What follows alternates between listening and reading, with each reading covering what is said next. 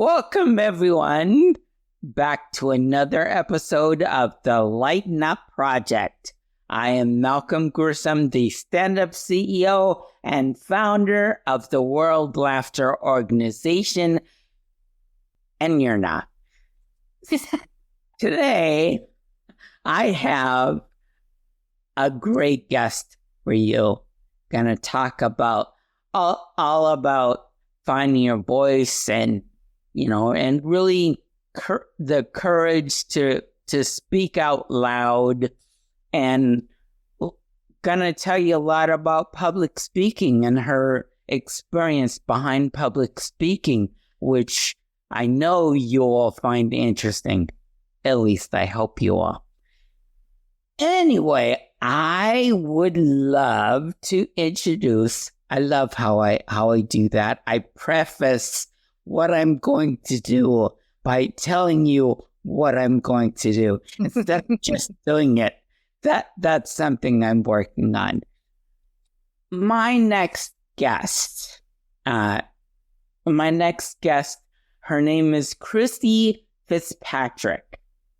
Now, we're going to play a new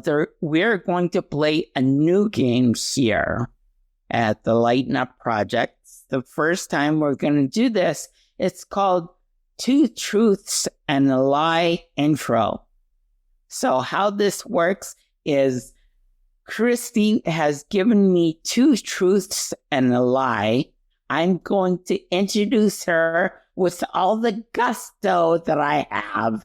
And then throughout the interview, you're going to have to guess, but you won't know exactly until the very last moment when she will reveal the lie.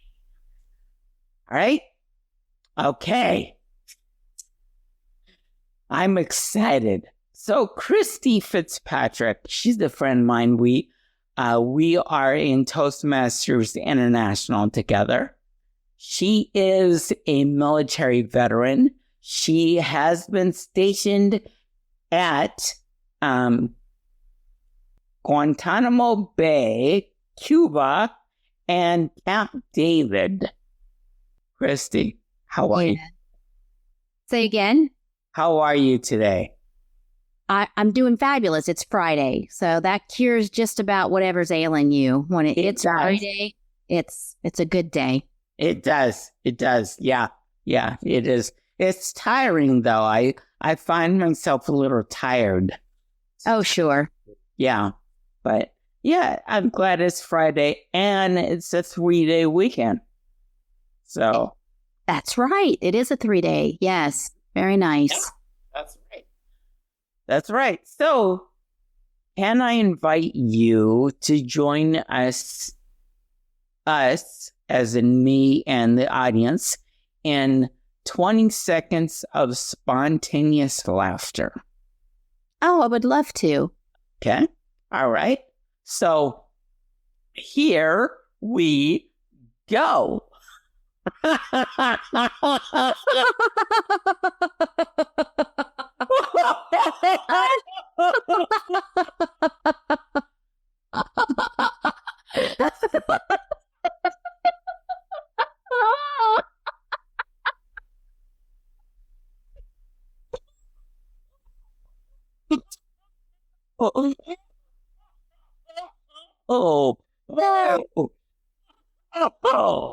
Oh, I need a drink after that. And this is only water. Thank you for that.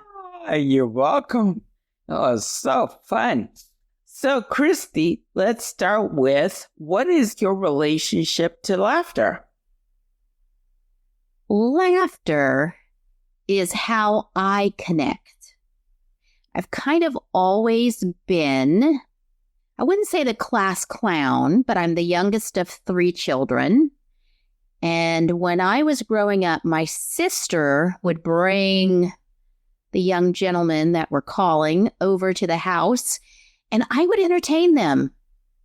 I was 10, 11, 12. She was a teenager. And I was always joking and entertaining and making laughs.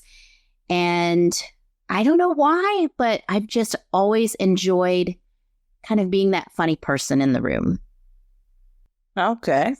So what does being the funny person in the room, or in other words, belonging, the sense of belonging, the sense that you are loved because you have a gift, what does that feel like in your body? It feels like my walls are down. Mm-hmm.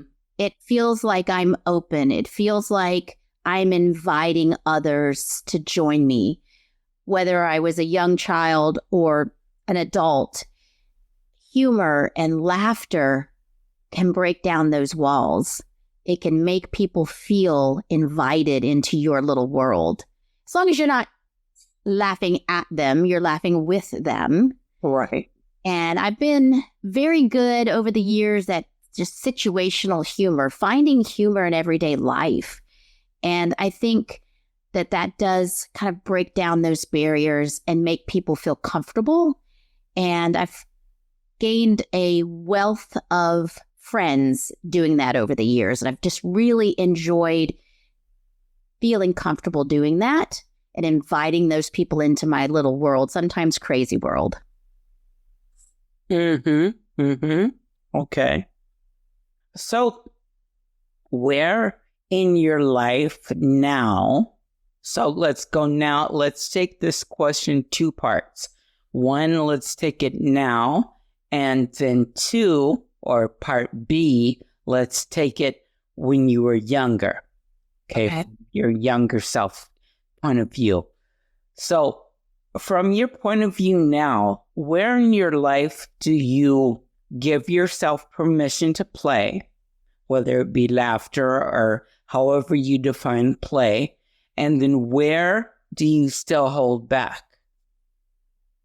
The holding back, I'll have to think about for a minute because I don't hold back often. But I would say in my personal life, it's everywhere. It's everywhere in my personal life. In my professional life, I try to bring that in a professional way, a respectful way. I was doing a workshop a couple days ago in Kansas City, and I really knew that the team I was working with, I had met them before a few times, several of the team. This was a small team of 12 people, but I knew they knew each other really well, and they've worked together for a very long time. So I knew that they knew each other to the point that we could play some games and really lighten up the mood as almost like a warm-up to this workshop. This was all about professional communication and how I could help them take them to next levels with their communication and public speaking. But I really warmed them up with a game. Knowing your audience is key. If I didn't know this audience, I would not do this, but I knew that they would be open to this opening game. So I have this game, you may have heard of it. It's called The Vote. I think it's fairly new. I purchased it not that long ago online. I happen to have it right here. Okay. Or the voting game. I guess it's called The Voting Game. There's like 1,000 cards in there. I went through them, gathered about 15 of them that I thought were appropriate, because there is a version that's not appropriate for the professional world. And I went around and just asked, we played this rapid fire game of I'll ask a question and you yell out and point to who comes to mind first when I ask this question in the group. Mm-hmm. So it was, here's an example, who doesn't act their age? So everybody's yelling and pointing to whoever's in the group. If you're on an airplane next to this passenger. So just so I can clarify this for myself and for the audience. So it sounds like these questions are specifically about this group. So they're not. They're not. They're not. They're general questions you could ask anybody. I went through. Oh, wait. But when you're asking them, am I correct when I hear you say that the question that you're asking them is really point to who in the group does not act their age? Yes. Got Yes. it.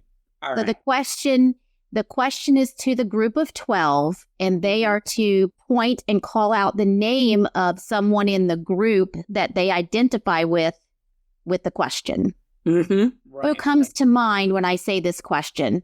One of them, if you're a passenger on a plane, this person next to you is the one, that is talking the whole trip or something like that, So anyway, they were very lighthearted, appropriate questions, and they had a blast pointing out and yelling out names, and they weren't to embarrass anybody or to call someone out, in any form or fashion that wasn't appropriate.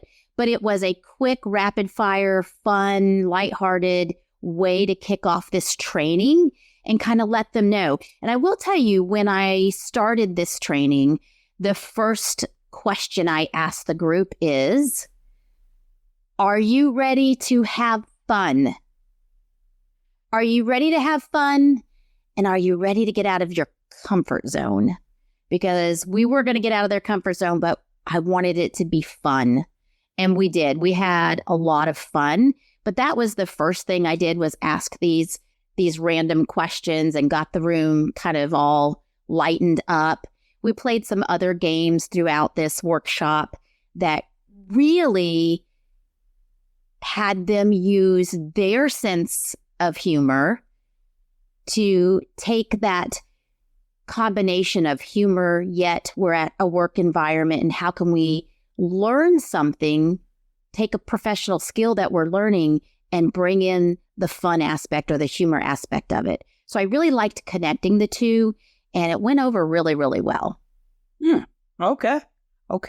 Now, mind you, people hopefully they've had a chance to read your bio, and because I just focused on the 2 truths and a lie in the intro.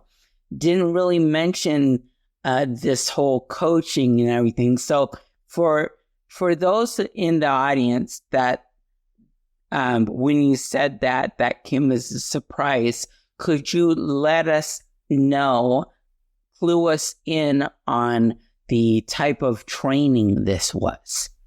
Sure. It was just an intro to effective communication. And I was training a small company of about 30 employees. I just had really the top echelon. I had the CEO, the director of human resources, people in that realm.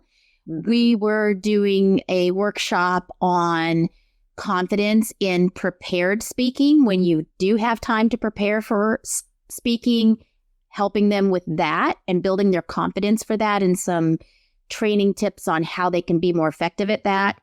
We did a section on learning their communication style and what that means, how they like to give and receive communication, finding out what their teammates' communication styles were and how they can adjust their style depending on who they're speaking with.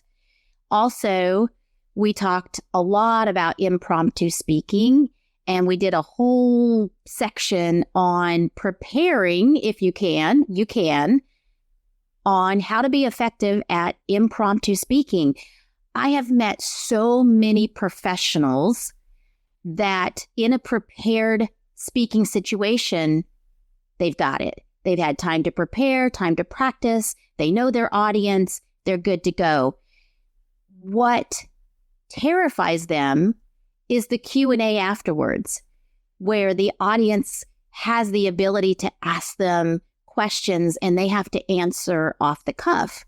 And I've had many professionals come to me kind of quietly and say, you think I've got it together, but this part of presenting and communication really scares me, and I get nervous every time it comes to the impromptu side of speaking.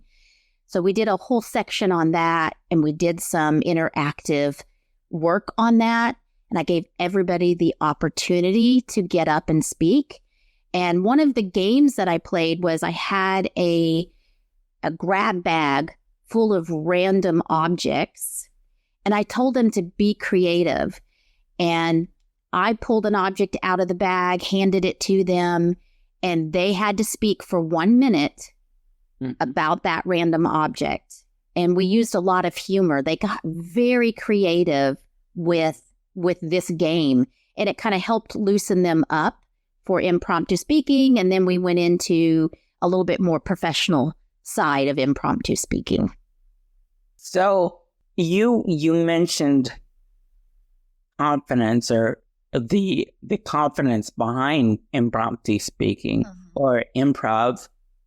What's something that people call confidence that you think is actually courage? I think the person that's raising their hand first, the person that puts themselves out there in a group setting when volunteers are asked for. And I did have an individual in this setting when I asked for a volunteer, he raised his hand first. And that does take courage. Now, maybe he's been doing this a while. Who knows why he raised his hand? But I encourage everyone to put themselves out there. It is courage to take the hit first, to raise your hand, to say, I'll go first. I'll set the bar. I'll set the standard. I'll let everybody sit back and relax, and I'll take the hit. I absolutely encourage that, and it does take courage to do that. Mm-hmm. Yeah. That's what is one thing that you would say to someone out there listening today who really wants to get over this hump of not having the courage to do whatever it is, say whatever it is, ask someone else, whatever it is. And yeah. So the one thing that you would say to someone who wants to do something and really wants to find this courage, but can't, they're still have a block, what would you say to them? Well, I'll give my own personal advice and my own personal experience, because I got over my fear of public speaking 20 years ago and have been speaking publicly ever since. I now train others to do that. And I will tell you, and it's a story, it's a speech that I've given many times about my journey of getting over the fear of public speaking. But I will tell you to act as if. Not fake it till you make it. That's not my favorite phrase. I like the phrase act as if. I take people through a mental exercise where I have them literally close their eyes and picture themselves on the stage. Watch themselves from afar. What are you wearing? What does your hair look like? How are your shoulders? How is your stance? Picture yourself as the confident, professional speaker that you desire to be. What does that look like in your head? I want you to act as if that is you, just for a brief time. Act as if until the confidence arrives. It will arrive. For me, it was a block of time that I had to do this. And this was for a job that I had. I had to put myself out there, and I had to do this for a job. And in a very short amount of time, I was no longer acting as if I was this confident person. I became, and I truly believed in my skills and abilities to be that confident person. And once that happened, it was never taken away from me. I wouldn't allow it. I held on to it with everything I had, and I just kept continuing to grow. Act as if you are the person that you desire to be. It will get there. It'll be scary at first, but just trust me. it will happen. Is okay. There's when you said that, it reminded me of a quote, Martin Luther King Jr. quote, one of my favorites. And since it's his celebrated birthday, not his actual birthday, but since it's the celebrated Martin Luther King Day on Monday, I thought this would be a perfect time. The quote is, "You don't have to see the whole staircase. Just take the first step." So in other words, take the first step and the staircase will appear. Oh, yes, absolutely. Mm-hmm. Yeah. In this case, just go out there and speak, act as if, and before you know it, that's who you are, right? Absolutely. I agree 100%. Yes, the journey of 1,000 miles starts with one step. Mm-hmm. You just have to trust in yourself to take that one step. Yes, correct. Or that first step, I should say. Tell us, where in your life do you lack courage? 20 years ago, 30 years ago, we wouldn't have enough time for me to go over all of that. I think for me right now, where I lack courage is that inner voice, that deep down inside voice that sometimes creeps up and tells me I'm not who I think I am, or I don't have the ability that I trust that I do. I will tell you, this is just for me personally, and I'm sure other people go through this at times, but I know that I would never, ever allow someone to talk to me the way that I talk to myself at times. And when those voices creep up, I have to really just stop and just literally say, stop. This is the old me. I am not that person anymore. I have a long history of all kinds of, it's a Dr. Phil, a Jerry Springer, and a Oprah all rolled into one probably episode. But today, when those voices come in and that doubt of my own courage to believe in my abilities and my skill sets to help others, I just have to kick it to the curb. Just keep moving forward. So you've mentioned lighten up before in one of your answers, and this is the Lighten Up Project. So what does lighten up mean to you?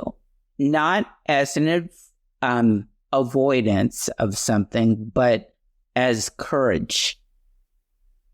For me, and I learned this a long time ago, but when I think of lighten up, when I think of our everyday walk in life, I think about the small things that I see so many people get frustrated with. I see so many people get upset over little things. Being in line at the grocery store and someone in front of you is taking a long time, and people verbally and physically showing signs of frustration and aggravation.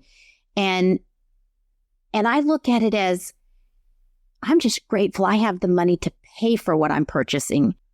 If I get cut off in traffic or I'm behind somebody slow and I can't go around them, maybe that was meant for me to be held up just slightly so that I can avoid an accident. Or I just look at life so much differently than I did some 20, 30 years ago. Lighten up to me, see the beauty and the humor in everyday life, in those small little moments that make or break your attitude towards the day.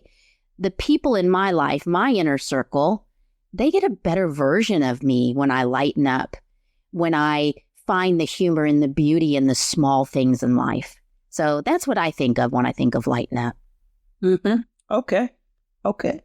So that's wonderful. And it's a wonderful philosophy of life and a wonderful philosophy to approach everyday life.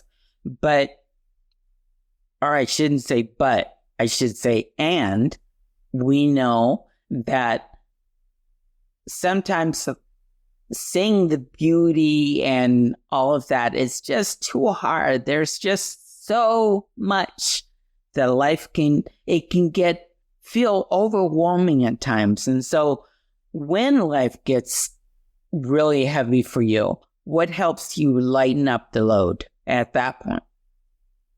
I think recognizing, well, I'll say one phrase, pick your battles. Pick your battles. There are things in our life that we can control, and there's things in our life we can't control. And knowing what we have the ability to impact and knowing the things that we don't have the ability to impact and learning how to pivot in those moments, I think is very important. I'm a very optimistic person, but yes, there are times when things get overwhelming. There's times when you feel like the world is coming down on you and you want to say, why me? And what I've learned, I've been around a while, you can tell. What I've learned over the years is to ask myself, what am I meant to learn out of this situation? Am I meant to learn patience? Am I meant to learn how to be agile and to pivot and change when something rears its ugly head that I wasn't expecting? If it's something I can't control, then I have to look at it differently than put on my hat of, okay, become the person that is the leader in you, take charge, overcome and adapt and solve the problem? Or is this something that I need to let go of and say, this isn't worth my time and energy to argue over, to fight over, or to really put myself in a bad mood over? I have to determine those. And I'm talking nanoseconds here. We really don't have a lot of time to make those decisions, and they involve other people in our lives. So that's what I try to do. And that's just years of figuring it out. And I'm at a really good place of knowing what battles that I choose to fight and what battles I choose to let go of. Yes. Okay, great. Let's pivot to public speaking, because that's something that, you coach people about public speaking. And so let's talk about your journey for a moment in public speaking. When is laughter inappropriate in public speaking? Well, it's absolutely inappropriate when it's at the expense of someone else. Mm-hmm. And that is really, I've never felt that I've ever crossed that line. I think when you use humor that boasts you up, that lifts you up, but puts someone else down, is definitely not a good time to use humor. I think when you can involve and connect people with a common bond as far as humor goes, I think that's great. But definitely when it's at the expense of either an individual or a group of individuals, that's inappropriate. Now, let me ask you to elaborate on that. So, do you see using humor as to one up on someone else? I'm better than this than you are. I've got a better car than you have. I've been doing this longer than you have. That kind of thing.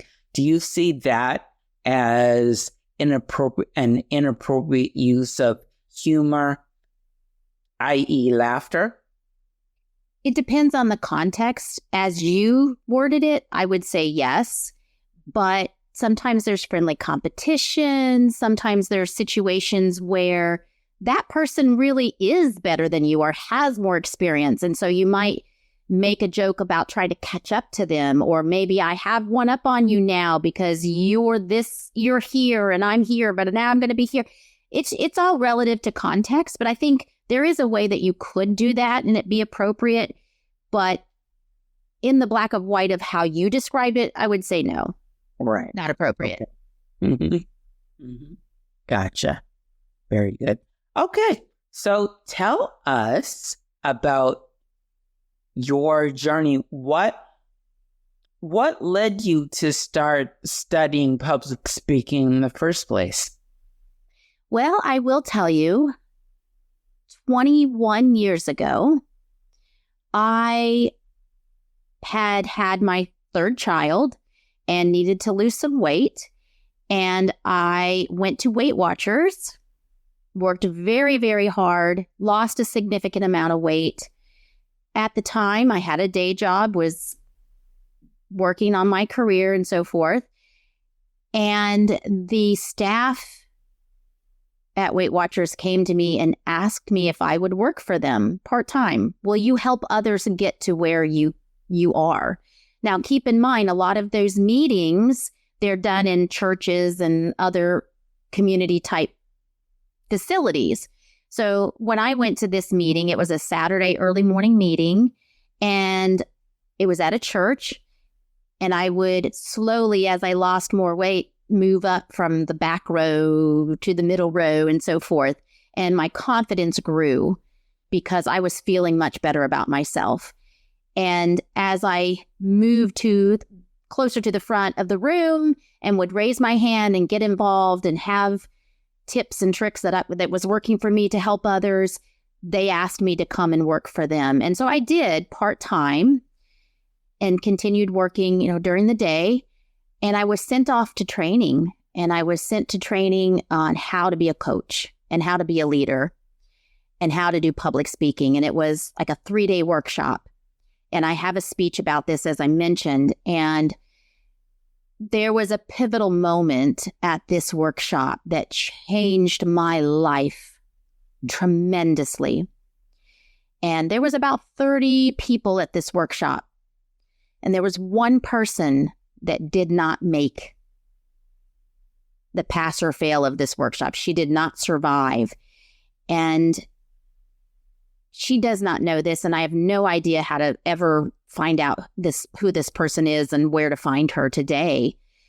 But because she was nervous and she was the first person called when we had to get up and give a 5-minute presentation, and the way she reacted, she taught me a lesson. She was nervous. She could not barely stand. She froze in fear, could barely muster the confidence to speak. And the only thing she could say was, I can't do this. I can't do this. And she sat down and she cried, and it was just devastating. I felt terrible for her. And the trainer, she just moved on. And I'm sure it's happened before. I'd never seen it. She moved on, and I was the next person called. And I said to myself, you're at a crossroads here. You feel like she does, but I'm the only one that knows that. No one else knows how I feel on the inside but me. And I don't have to let them see it the way that she did. So I stood up. My shoulders were back. My head was high. I walked up to the front of the room. I turned around and I nailed my presentation. And that's where that act as if comes in. I acted as if, and I had just a nanosecond to pull this all together. But I was not about to let these other professionals see me crumble. And she took the hit. I learned the lesson. And it took about 3 months for me to act as if, and then it was there. But I have been speaking ever since then. That was 20 years ago, 21 years ago, and it changed my life. And if I had not had that moment of clarity to get up, to stand up, and to do the right thing for myself, and to take this opportunity and not lose it, I would not be where I am today. Well, thank you very much.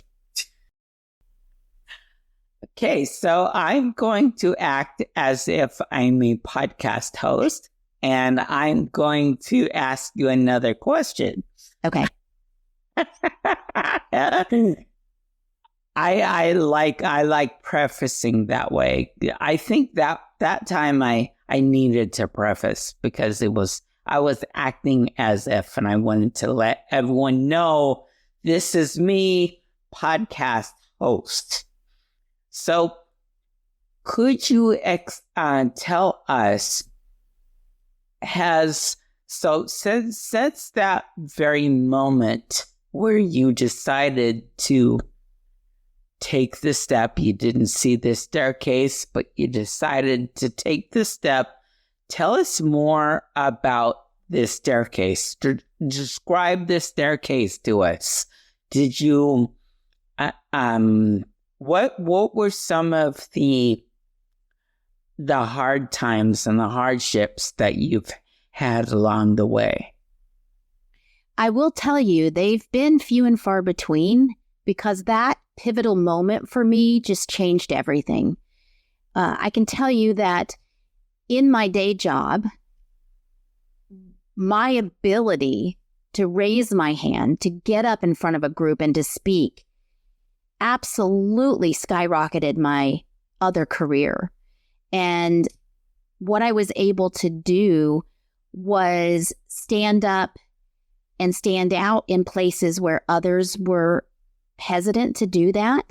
Mm-hmm. And it really changed everything for me. I worked for a gentleman where he gave a weekly briefing in front of 100 people every week. And I was the one that put his notes together. He would go out, we talked about what he needed to discuss, and I would type it up for him and I would hand it to him.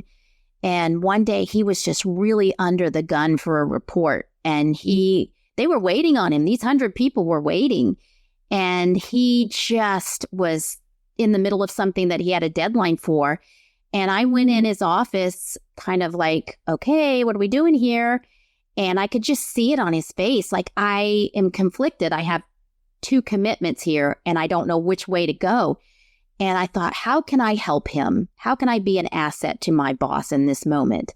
And I picked up the piece of paper off his desk and I looked him in the eye and I said, Paul, get your report done. I'll do your briefing for you. And he just looked at me like, you would do that? I said, absolutely. I know exactly what you have to say. I typed it up. And I had no problem going out there in front. And these employees I knew, they saw me every day.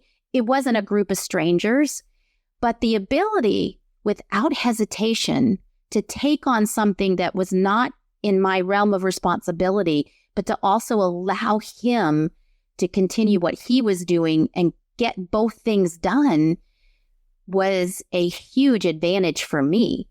I looked at it as helping him, but I also looked at it, these employees are waiting, and it's also going to put me in a good light to my boss that I have the courage to do that. And I went out there, I just, yelled really loud because I didn't have a microphone. I said, hey, y'all are getting a bonus today. It's a treat.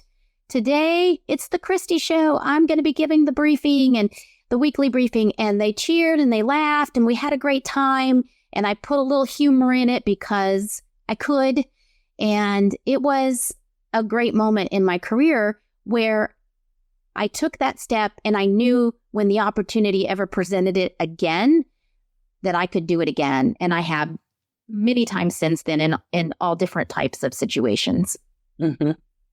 Mm-hmm. That was a good example of, it wasn't really a lot of tough, arduous times for me. It was a lot of those little opportunities that I grabbed and ran with. Right. And grateful for. Perfect segue. What would you say to your younger self if you were to write a letter right now? What would you say? I would say, you're a liar. You're a liar. You are not incompetent. You're not worthless. You are lovable.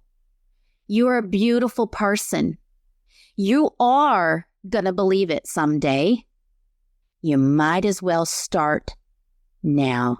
Start today believing in yourself. You are going to grow up to be a beautiful, confident person. You might as well get started on it now because it will happen. Mhm. That's what I would say to my younger self. Okay. All right. So now, if you could send a message of hope through laughter, who would it be for and why? If I could send a message of hope to laughter, Oh, or for laughter, through laughter. through laughter, As hope, you're sending it through laughter. Through so, humor, playing games, whatever. The message of hope through that. I would have to say, my husband, Kevin, you may know this, but a lot of people don't know this, that I am a newlywed. I have gotten married this past year. And I will tell you, finding at this age someone that I can laugh with is amazing. It's wonderful. Someone that gets my humor. Sometimes it's dry, sometimes it's naughty, sometimes it's all over the map. And to find someone that gets me in that sense is amazing.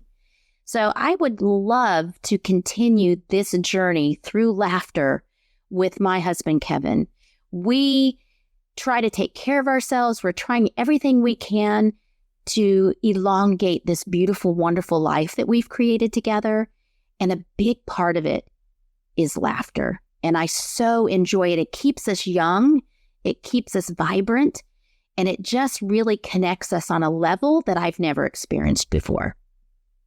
Christy, what's one thing that you would want listeners to remember after this episode?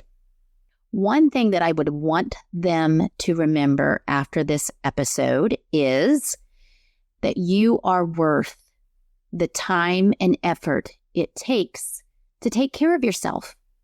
You are, not me. She wasn't saying Malcolm is worse. She was saying you Well, you are too. You are too, Malcolm, but I am talking to the audience here. You are worth the time and effort. I have spent many years, as I will say for women, a lot of women do, we put a lot of effort into everyone else in our lives. And we put family members, work, whatever, children, we put a lot of things in front of ourselves. And we think that that's a good thing. We think that we're supposed to do that. And I will tell you, there wasn't a lot of humor and laughter in my life when I worked in that direction. And when I stopped and realized that if I actually take some time for myself without feeling selfish about it, that it's okay.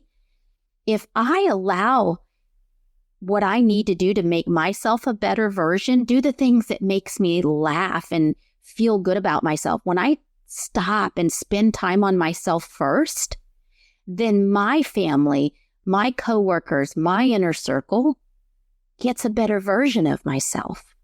So don't forget to take time for yourself so that the love and the laughter and the humor can be there automatically. And you don't have to search for it. You don't have to wonder where it's at. It's going to be there because you're taking the time to create it. Yes, I love that. I love that. So before I had one of those moments. I'm sorry. The audience, Were they the earrings? Are they like a squirrel for you? Right. Yep. One of those squirrel moments. Squirrel. Okay. So before we announced to the audience, which was a lie, in your introduction, and I know that all of your information and audience know that all of Christy's information is down in our show notes. But Christy, I would like to give you an opportunity to actually tell someone how they could reach you and work with you. Sure. My company name is Cann Co., and it is CANN, 2 N's in Cann. The reason Cann doesn't really stand for anything. It's my first initial, Christy, and my middle name, Ann. That's where I came up with Cann Co. You can reach me at christy@cannco.com, or my website at cann-co.com is how you can reach me. I work with individuals. I work with companies, groups, you name it. You need help with communication or getting over the fear or taking yourself to a level that you probably didn't even know you could get to. I can do that for you. Very good. Very good. All right. So here's the intro that I gave to you, the 2 truths and a lie. I said that Christy Fitzpatrick is a military veteran. She has been stationed in Guantanamo Bay, Cuba, and Camp David.